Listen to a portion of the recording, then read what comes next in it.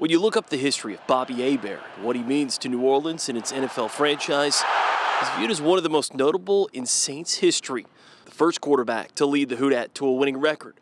The first quarterback to bring them to the playoffs. But to know him,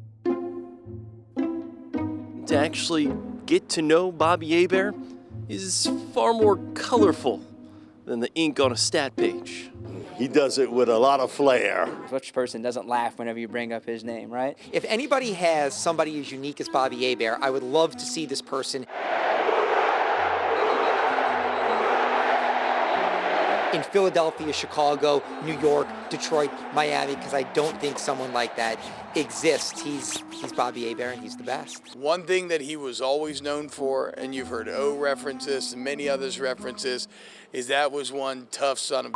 One of my favorite quotes ever is Jerry Glanville, who coached him in Atlanta, and Glanville said that Bobby Hebert's tougher than a Waffle House steak. He'll say it as, how it is. And that's the great thing about him is he's not going to just say it behind your back. He's going to say it to your face. Now, I know Alabama's defense is dominant, but come on, that's ridiculous. 5 first downs. I mean, they're a great defense. LSU's a great defense, but that's ridiculous. Do you have a question?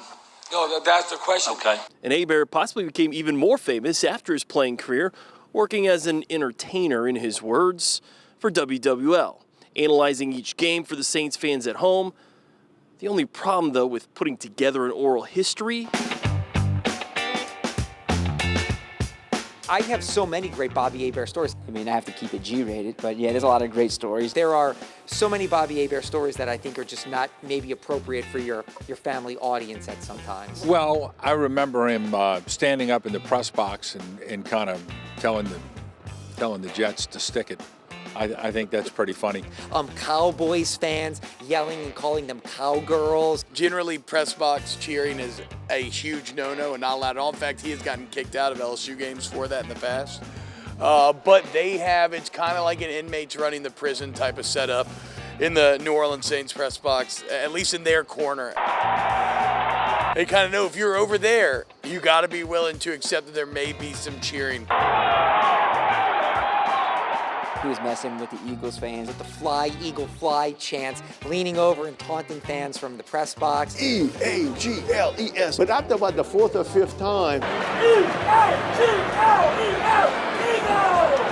you guys, man, I know it is. That was a real heavy-set dude. He turned around and he flipped Bobby the number 1 finger, but not the index one.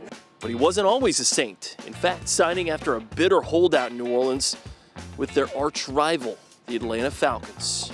Well, at the time, it burned the rivalry hot because Bobby came back in '94, and it was kind of a weird scenario. Bobby Hebert and Morton Anderson in Falcons uniforms. I remember Bobby signing with the Falcons, and I was like, holy smoke, the Saints starting quarterback just signed with the Atlanta Falcons.